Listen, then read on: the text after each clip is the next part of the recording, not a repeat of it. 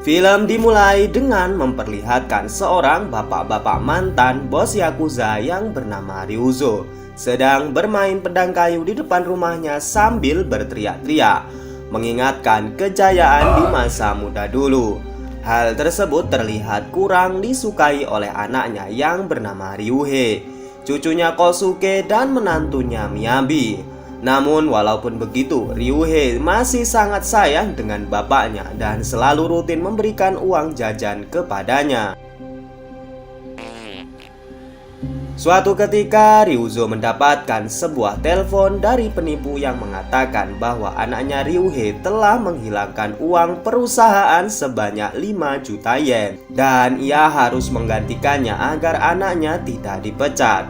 Ryuzo yang sangat pusing kemudian membawa barang-barang berharga miliknya dan kemudian menuju ke tempat yang ditentukan oleh penipu tersebut.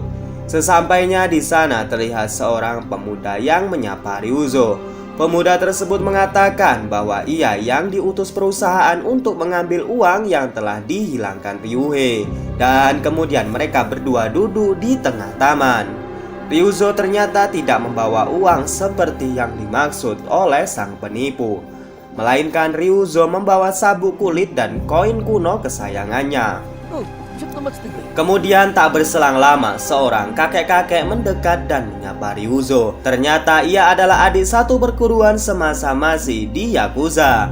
Ia adalah Tuan Masa. Ryuzo kemudian menceritakan semuanya kenapa ia bertemu dengan pemuda ini. Masa di sini mencium bau-bau penipuan dan langsung akan menghajar pemuda culun itu. Ryuzo yang masih tidak paham malah berjanji akan memotong tangannya sendiri sebagai tanda permohonan maafnya. Namun beruntunglah pemuda tersebut ketakutan karena melihat tingkah gila dua kakek legend ini dan kemudian kabur dari sana. Scene kemudian berlanjut di malam hari. Ryuzo dan Masa kemudian berjalan-jalan sekedar flashback ke masa lalu mereka. Dan secara tidak sengaja mereka melihat adik seperguruan mereka yang bernama Mokichi sedang dihajar oleh beberapa gangster anak muda. Ryuzo mencoba menyelamatkan Mokichi dengan menunjukkan tato Yakuza di tubuhnya. Namun pemuda tersebut malah mengejek Ryuzo. Dan kemudian ia baru paham bahwa Orde Yakuza sudah tidak lagi ditakuti oleh orang-orang dan mungkin sudah dilupakan. Sebelum baku hantam, untungnya datang Pak Polisi senior yang bernama Murakami yang tidak sengaja sedang berpatroli di tempat itu. Usut punya usut, Murakami adalah polisi yang sering menangkap mereka sewaktu masih menjadi Yakuza. Dan di malam itu mereka reunian kecil-kecilan sekedar saling bercerita tentang kehidupannya sekarang. Murakami kemudian mengingatkan kepada Ryuzo agar tidak lagi berurusan dengan pemuda tadi karena mereka adalah anggota geng Kaihin. Tetapi bukan Ryuzo namanya jika menurut begitu saja. Ia bahkan berniat akan membangun kembali geng Yakuza dan mengumpulkan anggota lainnya dengan mengirimkan surat satu persatu. Sepulang dari bekerja, Ryuhei melihat teman-teman ayahnya kembali berkumpul. Ia sangat tidak setuju jika mereka kembali menjadi Yakuza dan pasti mereka akan membuat kegaduhan kembali. Ryuzo sangat malu melihat ia dimarahi anaknya sendiri di depan teman-temannya. Ia kemudian memutuskan untuk keluar dari rumah dan menginap ke rumah Masa. Keesokan harinya anggota yang lainnya terlihat mulai berkumpul. Dimulai dengan Takanori-san, seorang Yakuza yang ditakuti karena sering mengiris leher korbannya dengan pisau cukur. Akan tetapi skill tersebut nampak sudah menghilang dari dirinya karena terlihat ia malah terluka di wajahnya sewaktu mencukur. Disusul dengan Yakuza yang bernama Hideo-san, yang jalannya kayak orang kebelet dikarenakan sudah memiliki penyakit jantung. Sewaktu muda ia dikenal sebagai Yakuza yang selalu tepat dalam melempar paku kepada lawan-lawannya. Tak lama kemudian terlihat seorang pria tua yang mendekat berjalan dibantu dengan tongkat. Ia kemudian menunjukkan pedangnya dan memamerkan skill pedangnya, yang ternyata ia hanya mau mengambil utis di depannya. Ia bernama Ichizo yang terkenal sering membantai kelompok Yakuza lain dengan pedang kesayangannya. Anggota yang lain adalah Max-san, pria tua cabul yang berdandan rock and roll dan selalu bawa pistol mainan untuk menakuti lawan-lawannya. Setelah 6 anggotanya berkumpul, Ryuzo dan anggotanya mendatangi sebuah properti milik Keihin. Akan tetapi bangunan itu terlihat sedang dijaga oleh anggota yang berniat mengusir Ryuzo dan anggotanya. 3 orang anggota Keihin terlihat meremehkan orang tua bodoh di depannya itu. Namun siapa sangka Max kemudian mengeluarkan pistol mainannya dan kemudian mereka sangat terkejut dan tidak menyangka bahwa pistol yang dibawa Max adalah pistol sungguhan. Dan akhirnya mereka kabur. Keberhasilan pertamanya ini mereka rayakan di sebuah restoran. Sudah puluhan tahun mereka tidak membuat onar dan kejadian tadi membuat kebangkitan 7 Yakuza ini kembali bergairah. Ryuzo kemudian mengatakan bahwa ia berniat akan membangun kembali Yakuza dan memulai reputasi kembali dari nol. Para anggota lainnya terlihat setuju dan mereka pun melakukan ritual tanda Yakuza telah bangkit kembali. Keesokan harinya di rumah Masa kedatangan om-om sales yang menawarkan kasur kepadanya. Ia terlihat kurang sopan dan memaksa Masa agar ia mau membeli produknya. Om sales tersebut tidak tahu jika rumah tersebut dipenuhi kakek-kakek Yakuza. Akhirnya Ryuzo meminta agar om sales memberinya kasur secara cuma-cuma alias gratis. Dan ia kemudian pergi karena ketakutan kepada orang-orang yang penuh tato tersebut. Sesampainya di kantor, om sales tersebut dimarahi oleh bosnya. Ternyata bos tersebut adalah anggota geng Keihin yang juga bos dari penipu telepon dan bos anak muda yang pernah berurusan dengan Ryuzo sebelumnya. Sementara itu Ryuzo dan gengnya mulai menjalankan tugas pertamanya dengan berpatroli di area kekuasaannya dulu. Di situ secara tidak sengaja mereka melihat Tobunaga yang sedang turun dari mobilnya. Terlihat di sini Tobunaga bekerja sebagai penagih hutang dengan gaya gembel dan kursi rodanya.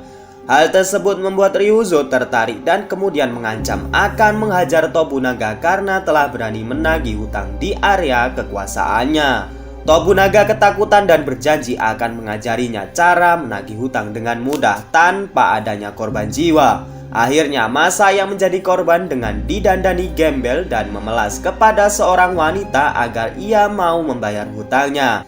Namun ternyata wanita tersebut lagi kesusahan karena suaminya sedang mengidap penyakit kanker yang sangat parah. Karena kasihan, Ryuzo malah memberinya uang dan memberi kelonggaran waktu sampai bulan depan. Ryuzo kemudian menghajar Tobunaga karena telah menyuruh menagih hutang dengan wanita tadi dan menanyakan ia bekerja dengan geng mana. Ryuzo sangat terkejut karena ternyata Tobunaga adalah anggota geng Keihin dan Ryuzo memutuskan untuk menemui bosnya secara langsung. Akhirnya Ryuzo dan gengnya bertemu dengan Nishi, ketua geng Keihin yang selalu bikin onar dengannya selama ini. Namun Nishi lebih dulu mengetahui dan kemudian menelpon polisi untuk mengusir Ryuzo dan kawan-kawannya. Ternyata polisi yang datang itu Murakami, dan dengan baik hati Murakami membebaskan mereka dan mengatakan agar mereka tidak membuat onar lagi karena jika tidak maka ia akan memenjarakannya. Tetapi Ryuzo dan kawan-kawan tetap ngeyel dan kemudian meneruskan patroli mereka dan melihat orang-orang yang sedang berkumpul di depan kantor sebuah perusahaan. Terlihat Ryuzo bertemu dengan Yasu, teman lamanya yang sedang memimpin demonstrasi tersebut. Ryuzo kemudian ingin membantu Yasu dengan meminjam mobil milik Ryuhei dan dipasangi stiker dan toa di atasnya. Manajer perusahaan melihat kegaduhan di bawah dan kaget karena datangnya mobil Ryuzo. Ia takut demo akan semakin tambah heboh. Masalah datang karena ternyata demo tersebut tepat di depan perusahaan di mana Ryuhei bekerja, dan ia ditugaskan bosnya untuk membubarkan demo itu. Ryuzo sangat kaget melihat bahwa ini adalah kantor anaknya bekerja. Dan yang lebih kaget lagi, Ryuzo melihat Tobunaga sedang berjalan masuk ke dalam kantor itu. Ternyata manajer perusahaan menyewa gangster untuk mengusir pendemo. Dan Ryuzo di sini yang tidak mau anaknya berurusan dengan gangster memaksa masuk untuk menemui Tobunaga. Sesampainya Tobunaga di kantornya, ia kembali ditabok sama bosnya karena lagi-lagi tersandung dengan Ryuzo dan kawan-kawannya. Karena Ryuzo dan kawan-kawannya berhasil membubarkan para pendemo tadi, ia kemudian diberi uang oleh perusahaan dan kemudian digunakan berpesta dengan 7 orang teman-temannya. Di momen inilah mereka kembali teringat masa-masa kejayaannya sewaktu masih muda. Di lain sisi, Nishi yang sudah sangat muak karena area kekuasaannya dirusui terus sama kakek-kakek tua tersebut. Ia berencana akan menculik cucu perempuan Mokichi yang bernama Yuriko yang kebetulan berpacaran dengan anggota geng Keihin. Namun karena rasa cinta sayang yang begitu amat besar, pria tersebut tidak tega untuk menculik Yuriko dan malah memberitahu Mokichi tentang rencana Nishi yang sebenarnya. Tentu saja hal tersebut membuat Mokichi marah dan akan menghajar Nishi seorang diri tanpa memberitahu Ryuzo dan kawan-kawannya terlebih dahulu. Mokichi menyamar sebagai pengirim makanan dan bersembunyi di dalam toilet serta menunggu Nishi masuk ke situ. Namun ternyata yang dimasuki Mokichi adalah toilet perempuan dan tentu saja membuat cewek-cewek di dalam toilet sangat ketakutan. Kemudian ia berhasil ditangkap oleh anak buah Nishi dan digebukin sampai tewas. Ryuzo dan 6 orang lainnya sangat terpukul dengan tewasnya satu sahabat mereka karena ulah geng Keihin. Dan mereka berjanji akan membalas dendam kepada Nishi dan membubarkan geng Keihin. Mereka kemudian bersiap-siap untuk berperang melawan geng Keihin. Yasu dan Takanori memiliki ide yang sangat konyol. Mereka berdua berencana akan mencuri pesawat yang nantinya akan ditabrakkan ke gedung markas Keihin. Sementara itu Ryuzo dan 4 orang lainnya bergegas menuju kantor Nishi dengan menaiki sebuah mobil. Namun anehnya mereka juga membawa mayat Mokichi untuk tempur bersama dengan mereka. Yasu dan Takanori berhasil mencuri sebuah pesawat, namun saat sedang mengudara mereka tidak sengaja terbang di atas kapal Indo-Amerika. Dan mereka harus mendarat secepat mungkin, jika tidak mereka akan ditembak jatuh. Sedangkan Ryuzo dan kawan-kawan langsung masuk dan mengacak-ngacak kantor Nishi. Ternyata alasan Ryuzo membawa mayat Mokichi adalah untuk digunakan sebagai tameng sewaktu baku hantam. Dan hal tersebut sangat efektif karena mayat Mokichi mampu menahan tembakan Nishi berulang kali. Melihat kebrutalan sekelompok pria itu, Nishi memilih untuk kabur. Tentu saja Ryuzo dan kawan-kawannya langsung mengejarnya. Mereka kemudian membajak sebuah bis untuk mengejar mereka. Kemanapun Nishi kabur, bis itu tetap di belakangnya. Tidak peduli gang sempit pun mereka lalui dengan dipenuhi orang-orang berjualan. Nishi dan anak buahnya terlihat panik karena ternyata jalan di depannya adalah buntu dan kemudian Nishi dan anak buahnya kemudian meminta maaf. Namun Ryuzo bodoh amat dan terus menghajar mereka. Kemudian Murakami datang dengan banyak polisi. Ia juga memiliki bukti kuat untuk memenjarakan Nishi karena telah membunuh Mokichi. Begitupun ia juga menangkap Ryuzo dan kawan-kawan karena memiliki bukti bahwa sudah membuat onar dengan membajak sebuah bis dan menabrak banyak pedagang kaki lima. Namun bagi Ryuzo, misi ini sukses dan kekacauan yang mereka buat sepadan dengan hasilnya. Dan film ini pun berakhir.